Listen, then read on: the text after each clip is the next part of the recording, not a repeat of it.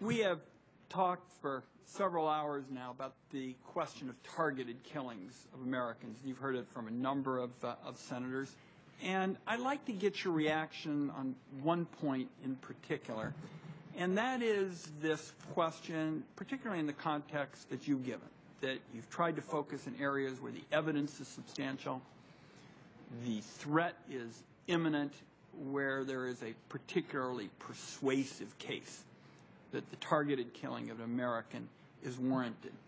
In that kind of case, do you believe that the President should provide an individual American with the opportunity to surrender before killing them? So I haven't spoken about any specific operation that involved the killing. I'm talking about the concept, right? Because you talked about the concept. Right. You said absolutely. Imminent threats, serious evidence, grave concern, and certainly words that strike a chord with me. And that's why I'd be interested in your thoughts on whether, in those kind of instances, the President ought to give, should give, an individual American the opportunity to surrender. Right. I think in those instances, and right now, let's use the example of Al-Qaeda, because if an American were to join Al-Qaeda, we have routinely said, openly, publicly, repeatedly, that we're at war with Al-Qaeda. We repeatedly have said that Al-Qaeda is, in fact, trying to kill Americans, and that we are going to do everything possible to protect the lives of American citizens from these murderous attacks from Al-Qaeda. We have signaled this worldwide. We repeatedly have said it openly and publicly.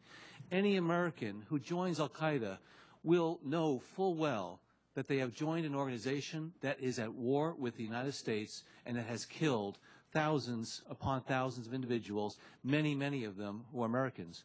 So I think any American who did that should know well that they, in fact, are part of an enemy against us, and that the United States will do everything possible to destroy that enemy to save American lives. And I certainly, and I said this at the very beginning, I certainly want to be part of that effort to fight Al-Qaeda on all of these key fronts. I just want to have some answers, and I'll give you another chance, whether you think the President should give an individual American the opportunity to surrender. I think that Senator King, for example, talked about the idea of a new court, and there are going to be colleagues that are going to talk about a whole host of ideas, and I commend you for saying that you're open to hearing about that. This is something that can be set in motion, I think, in a straightforward way as a general principle. We're not talking about any one individual, and I think you've answered the question, and